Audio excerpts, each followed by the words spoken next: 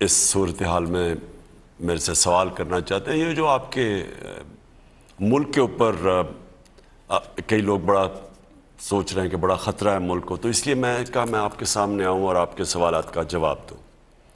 लेकिन मैं सिर्फ आपको सूरत हाल समझा दूँ वो है क्या। हमने फैसला किया इलेक्शन करवाने का। हमने असेंबली, मैंने और मेरी टीम ने असेंबलीज डिज़ोल्व कर दी।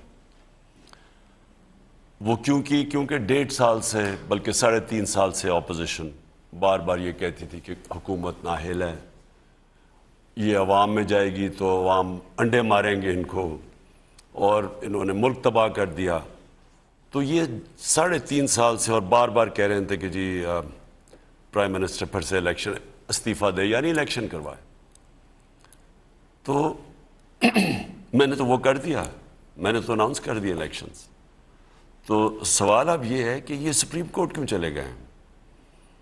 यही ये चाहते थे कि इतना बुरी हुकूमत है और नाअहल और सिलेक्टेड है, यानी कि सही माने में इलेक्शन भी नहीं जीत के आई। तो ये कहते थे कि आप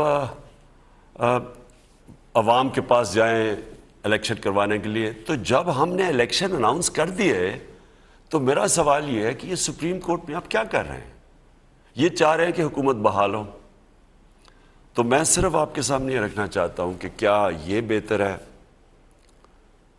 अवाम के पास जाके अवाम की वोट से आना, या एक बाहर की साजिश का हिस्सा बन के और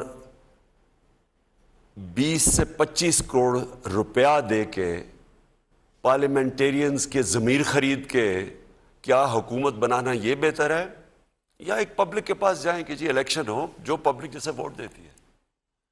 तो मैं अवाम को सिर्फ ये भी बताना चाहता हूँ कि ये क्यों चाहते हैं कि हुकूमत बहाल हो और इन किसी तरह ये जो उन्होंने ख़रीदे हुए हैं लोग इनके ज़रिए गवर्नमेंट में आए।